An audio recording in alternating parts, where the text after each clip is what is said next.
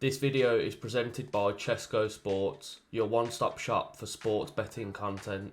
See the link in the description. Yes people, what we're saying, welcome back to another Dana White's Contender Series breakdown.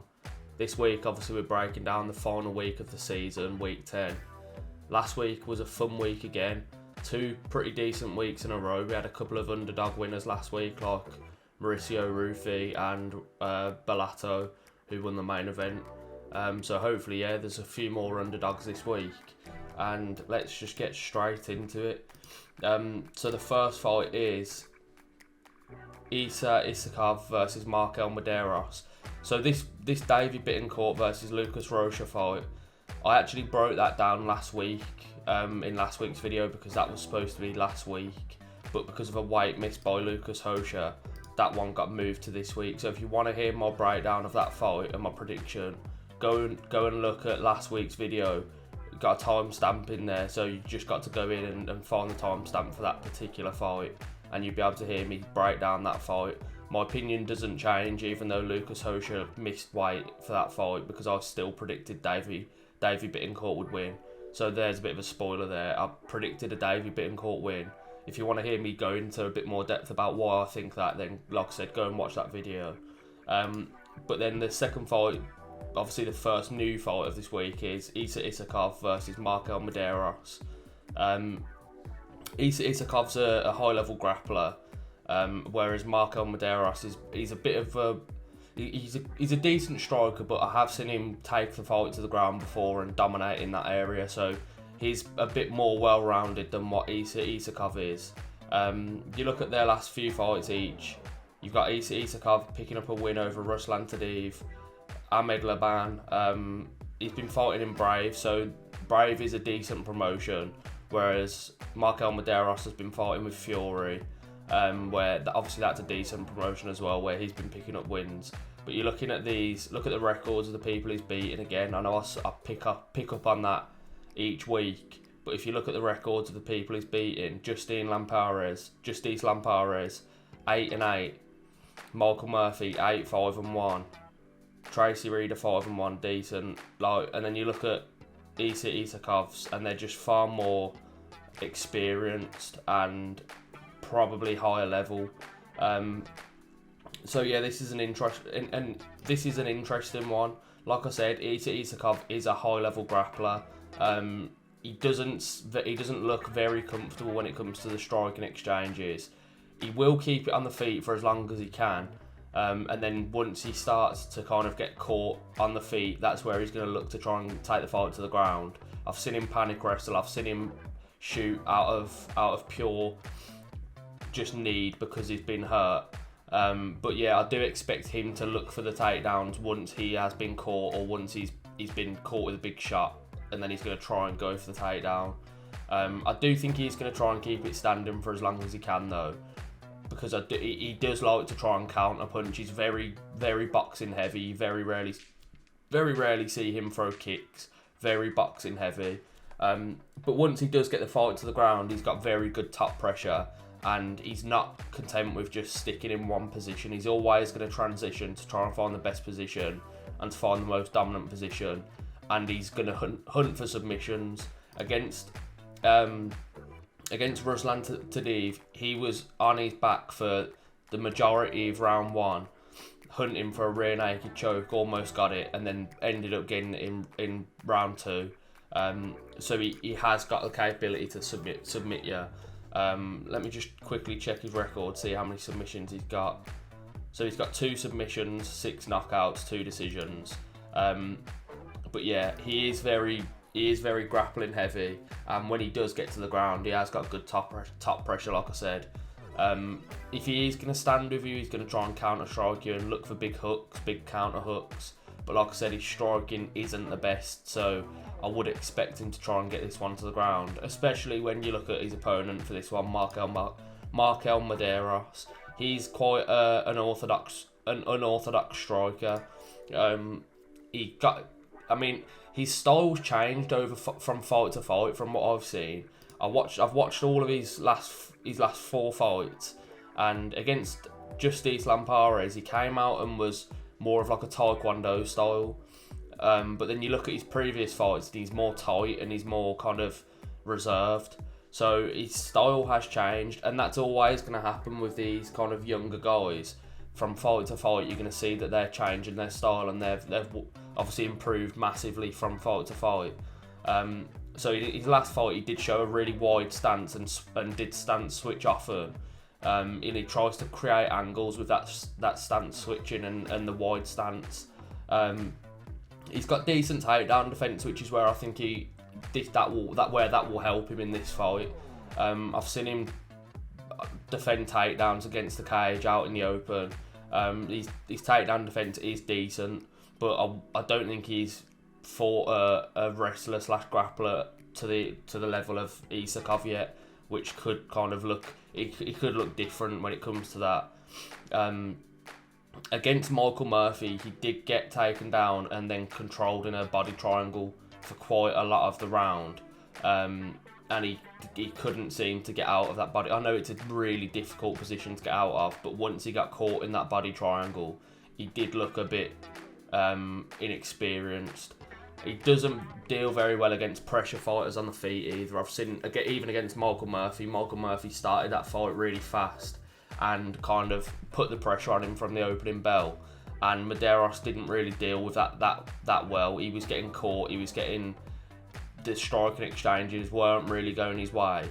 But then he managed to start getting his own takedowns. So he can land his own takedowns. He can definitely do that. I don't really expect him to do that in this fight, because I think if he does, he might end up getting caught in a submission. So I do expect him to be the one that's trying to keep it on the feet, because I do think he's a slightly better striker. But he's quite... Something I did notice as well, he tries to throw leg kicks, but he leaves himself really open, and they're quite slow and telegraphed, to the point where he does get countered from those leg kicks quite a lot. So I do expect him, if he does try to throw a few leg kicks to open up this fight against Isakov, I do expect Isakov to start really loading up on his shots and trying to catch him as he's coming in with those low kicks. But yeah, this is quite a close fight in terms of the level of both guys, in my opinion. I do think there's definitely keys to victory for both guys. I think if Marquel Mederos manages to keep it on the feet and put the pressure on Isakov, then he could look decent, and he could look to be the better striker, like I said.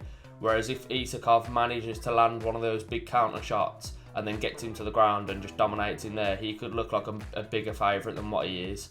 I do think there is decent value in there for Marquel Mederos at plus 110, but I'm going to slightly edge with Isakov just purely for that grappling advantage and the fact that I've seen Mederos get controlled on the ground before, and I've seen Isakov control better fighters on the ground than what Mederos is. So I'm going to edge with Isakov, and I'm going to say that he picks up either a decision or round 2 or round 3 submission. Then after that one, we've got Torrez Finney versus Yuri Panferov in the middleweight division. I'm going to be honest, this isn't one that I'm very excited for. I don't think either of these guys are UFC caliber. I do think Torrez Finney has the better potential, but I don't think at the moment either of these two are UFC caliber. You can see there he's only 24 years old, Torrez Finney is, so like I said, he does have the potential to become a UFC caliber fighter, but at the moment I think it's too early. The Russian polar bear Panferov, someone that I've not really been that impressed with after watching tape and that sort of thing. You can see there the line. Finney is minus 225 favourite at the moment, whereas Panferov is plus 165 dog. They've got the same record. All of Panferov's wins come by submission. I think he's got one that's by knockout, which was an elbow from Mount against Brian Imez. But you look at Brian Imez's record, 8-12. I mean, if you look at him as a fighter himself, he's 45 years old, and that was last year that they fought. So I just can't get behind Panferov. He's striking sloppy. His biggest key to victory here is to get the fight to the ground and get a submission. But Torrez Finney's an all-American wrestler, and he's shown in his fights that that's what he's going to do. He's going to pressure you against the cage, and then he's going to land a big slam takedown. And I see that happening again here. The only issue then you have is if Finney gets the fight to the ground, does Panferov find a submission from the bottom? Who knows? That's a very big possibility. You either see this fight being a fight between two guys who clearly want to get it to the ground, or you see a fight between two grapplers that it ends up staying on the feet, and you see a very sloppy striking contest, which again, there's a whole possibility with that as well, because both guys will know that there's a threat if they take it to the ground. If Finney gets this to the ground, there's a threat that Panferov submits him. But if Panferov manages to get it to the ground, there's a threat that Finney reverses position and just controls him. So yeah, it's a weird one, this is, because you see it a lot. You see with grapplers, when two grappler/wrestlers come up against each other, you see it just turn out to be a sloppy striking contest that could be exciting for the fans, but it will be sloppy regardless. Finney's got more power. He's far more powerful than what Panferov is. He looks to kind of feint his way into range with a jab and then land a massive overhand, which he'll then go straight into a level change as he's came down with the overhand. And that's where a lot of his takedowns come from. He feints the jab, overhand, and then a level change. It's striking that you'd expect from a wrestler. That's one of my notes that I've written down. I've wrote down that he's got very basic striking, the type of striking you'd expect from a wrestling heavy guy. And that is the case. He's a wrestling heavy guy, so his striking is not as polished. I do expect Finney to get the win here. I expect him to either just control for 15 minutes of the fight and pick up a decision, or I expect him to get a ground and pound finish, because I just don't think Panferov is a good fighter. I mean, there's definitely a possibility that Panferov gets a submission, because I don't think Finney is that polished. But I am edging with Finney here just purely for that wrestling background and the fact that I do think he can control on the ground. So I'm just going to go with Torrez Finney by decision. Next up in the featherweight division, we've got Conor Matthews versus Jair Farias. This is going to be Conor Matthews' second chance trying to get into the UFC through Contender Series. First time he was beaten by Francis Marshall, that was last year. He had a decent chance in that fight. The first round especially was a very close round, but then obviously Francis Marshall just took over as Conor Matthews wilted away and slowed down a lot in that fight, and that's something that I think Matthews is susceptible of because of the fact that he starts very fast. He comes out the gates really fast, and because of that, there's a chance that he is gonna kind of slow down as the fight gets further down the line, especially in rounds 2 and 3. Even in the first round against Francis Marshall, he did slow down quite dramatically. He's got that typical style that you'd expect of a New England cartel fighter. He is very similar to Calvin Kattar, obviously not as good and not as skilled as Calvin, but he has got that sort of style. Very dirty boxing, fast boxing, very high pressure boxing, that sort of thing. So he's definitely fun to watch. He's 31 years old, which is, I've said this before in the previous episodes, Dana doesn't really like fighters of that age coming into Contender Series. Unless either of these two guys go out and put on a really good performance, then there's a chance they might not get signed because of their age. But the Contender Series seems to have changed its motto this season, where it doesn't really matter how old the fighter is, as long as they pick up a win, they basically get signed. So yeah, whoever wins will likely get signed, even if it's not the right decision. Jair Farias, on the other hand, 30 years old, so again, like I said, it's not a fight between two young guys like we normally see in Contender Series. There's not a whole lot of tape on Jair Farias. As you can see here, he's not been doing it on the American regional scene. He's been doing it in Brazil, so it's quite hard to get tape on those guys that are like that.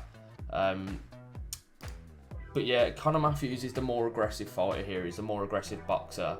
Farias is the more patient and rangy striker, and that's what I kind of expect him to try and do in this fight. I see him trying to stay on the outside, where he try and use his jab. He's got a very hands down approach, where he tries to keep his lead hand down and then just pop out the jab and bring it back down to near his knee. I think Matthews is going to put the pressure on him though from the very start, and I do think Farias will probably struggle with that pressure. You can see here he's a far bigger fighter, he's probably going to have a big reach advantage over Matthews, and that could kind of play into Matthews' game plan. Matthews' game plan of trying to get in his face and trying to put on that pressure. If he knows he's the smaller fighter and he's got the reach disadvantage, that might just make him take that approach even further. You can see here he's a plus 120 underdog, whereas Farias is a minus 165 favourite.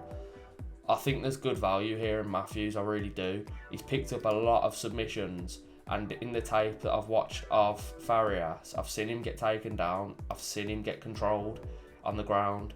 So I do think Conor Matthews does have a chance here to get a submission, because he does pick up a lot of rear naked chokes.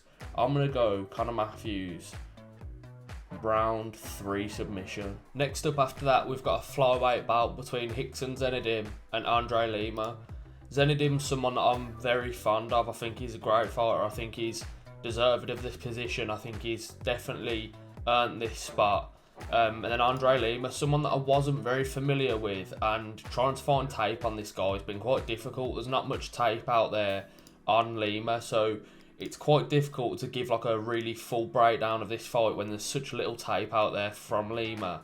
But let's just talk about the tape that I did see of both these guys. Obviously Zenidim has got tape out there, I've seen a lot of his fights, but then Lima, like I said, just not much out there.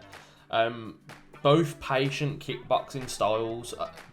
Lima's more boxing heavy than what Zenidim is. I think we'll see Zenidim using his kicks a lot more than what Lima does. They both fought at bantamweight as well before. This fight is at flyweight, but they have both got bantamweight experience. Zenidim's the one with more experience at a bantamweight. Most of his fights were at bantamweight, so it's interesting to see how he looks on the scales coming into this one. He has his previous fight, his most prior fight was at flyweight against Carlos Huachin. So I do expect Zenidim to be the slightly bigger of the two. I know they're the same height, 5'7", but I expect him to be the bigger kind of frame of the two. I know Lima's going to come in probably looking more chiselled and looking more muscly and more athletic, but I think Zenidim's going to have a bigger frame. And I do think that could play a part in this fight, to be honest, because like I said, both are very patient kickboxers. Lima more boxing heavy. I do think Zenidim's going to try and control this fight and get it into the clinch exchanges, push Lima up against the fence, where he may even try and attack some takedowns. Zenidim's got great timing on his striking as well. He sticks on the outside, he uses his kicks well, more than what Lima does. He uses his kicks more than Lima does. And he's got good lead leg attacks. So when he's standing in the orthodox stance, you'll see him using a lot of lead leg attacks with his left leg. High kicks, low kicks, body kicks. So he does use his kicks a lot. Sometimes he can get quite erratic with his striking when he tries to counter. You see him kind of get a bit erratic, or he goes blitzing him with some sort of flying knee attempt and then pushes his opponent against the cage. Sometimes he can get a bit erratic. But yeah, Lima, like I said, not much footage on him. They are quite similar fighters from what I've seen. So I do see it being quite a cagey striking affair for as long as it lasts. I think it could either be a cagey 3-round fight, which we see a really close decision, or it could just end up being really exciting because of the fact that they're very similar in styles and very similar skill sets, that it just ends up being like a really good back and forth fight. Either way, I'm edging with Zenidim here as the underdog, plus 165. He's got more experience and, in my opinion, has been fighting at a higher level. Pairing that with the fact that, like I said, there's just not much footage out there of Lima, I am going with Rickson Zenidim, and I'm going to say that he either gets a decision or he gets a submission. I will edge with decision, but either way, I do think the plus 165 is good value there for Rickson Zenidim. And then in the main event, we've got a bantamweight bout between Ramon Taveras and Cortavious Romious. Are you not entertained? Cortavious Romious, what a nickname. Freakishly athletic fighter, big jiu-jitsu specialist, but yeah, we'll get onto him. Ramon Taveras, this will be his second fight this year in the Contender Series. He fought earlier, I think it was May, where he was defeated by Serhi Sidi. A very early stoppage. Even Dana White, after the fight, you could see him shaking his head and he was really disappointed about the stoppage. And because of that, he's given him another chance on the Contender Series because he feels like that his opportunity was taken away from him by the ref, which it was. It was a very early stoppage. He had a good few moments in that fight. He was having some good success with his striking. And then City just caught him with this big right hand through the middle, dropped him, and the ref really didn't give him much opportunity from there. So yeah, it was disappointing, but I'm glad that he's getting a second chance. He's a good fighter, a really good fighter. He's a very, very fast and powerful boxer. He's really patient with his boxing. You see him using his jab really well. He's got a very, very good, strong jab. And then he kind of just creates his angles from there. He likes to counter punch as well, where again he can create really good angles and use his really accurate counter punching to his advantage. And then Cortavious, Romious on the other side. Just by the way, these two guys have fought at a similar level, to be honest. Romious' last fight was with LFA, but even then, you look at the opponent of the record of his opponent, not great. Taveras, on the other hand, again, not really been fighting that great of opponents, but I think they're quite level in terms of their strength of schedule this far on. So yeah, Cortavious Romious is just freakishly athletic. You see him in a lot of the fights that he's been in. He looks in absolutely phenomenal shape. He's fast, he's powerful, he can get the takedown, and then that's where he goes and gets his submissions. He's a jiu-jitsu specialist, like I said. So he is going to be looking for the takedowns in this fight like he does with all of his other fights. But he's not going to come out and just quickly look for the takedown. He's going to try and strike you, and he's going to try and land something where then he will take the fight to the ground. I will say though, he's more erratic of a striker than what Ramon is, and that's where I see this fight being a bit different to Cortavious' last few fights. He's got someone in Ramon who's not going to just wilt away. He's going to be there for as long as he can be there. And in my opinion, I think Ramon can start having a lot of success in this fight with his striking. I think early on we're going to see Ramon try and put on some pressure to try and meet fire with fire, because I do think Cortavious is going to try and come out fast and land some big shots early on. But I think Ramon's going to have to try and fight fire with fire, get some respect back in the striking where he can then start trying to put on some pressure of his own. He's always going to be trying to be hesitant of that takedown, because the takedown will come from Cortavious. Like I said, he'll go for that once he's got you hurt. He's just freakishly athletic, and betting against someone that's that freakishly athletic is always a bit of a grey area.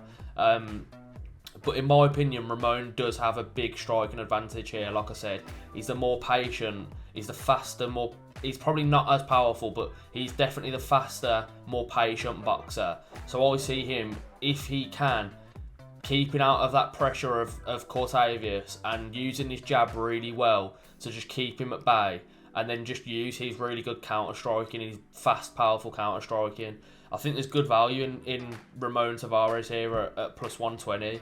Dana White obviously sees something in him to give him that second chance. I know, like I said, it was because of the fact that the fight was stopped early. That's why he's getting a second chance. But I do think he's good enough to be in this spot. So I really like the look of Ramon Taveras here at plus 120. I think there's good value. I would probably look at Cortavious Romious to get a submission, see what the odds are for that. I don't think they're out at the moment, but have a look at what the odds are for Romious to get a decision. Failing that, I would go with either a Ramon Taveras stoppage or a knockout or decision. I think he could probably be the one that's the more active throughout this fight, and if Cortavious can't really get anything really going early, then he might just start getting a bit demotivated throughout the fight, because Ramon Taveras is going to be there for the whole time and he's going to be using that really fast, powerful boxing. So I'm actually edging with Taveras here. I'm going to say that he gets a round 2 finish, but I wouldn't be surprised to see him pick up a decision, like a closely fought decision. But yeah, that's a great fight in my opinion. Both guys that could be in the UFC somewhere down the line, if not right now. I know they're both 29, so whoever wins here is probably going to get signed, but I wouldn't be surprised to see the loser get an opportunity to somewhere down the line as well, because I do think both of these guys are fun fighters. But yeah, I'm going to edge with Taveras there. But yeah, that's the end of it. That is the end of the Dana White's Contender Series breakdowns. This week is the final week, so stay tuned to the channel because we'll have some more breakdowns coming out for different events like Bellator, PFL, that sort of thing. Obviously, check out all of Steve's live streams that he does for the UFC fights. And check out the betting guide, which will be linked in the description, where you'll find plays for this card, different UFC cards. You'll find Steve's NFL plays, that sort of thing. But yeah, I appreciate you tuning in, and I'll catch you in the next one.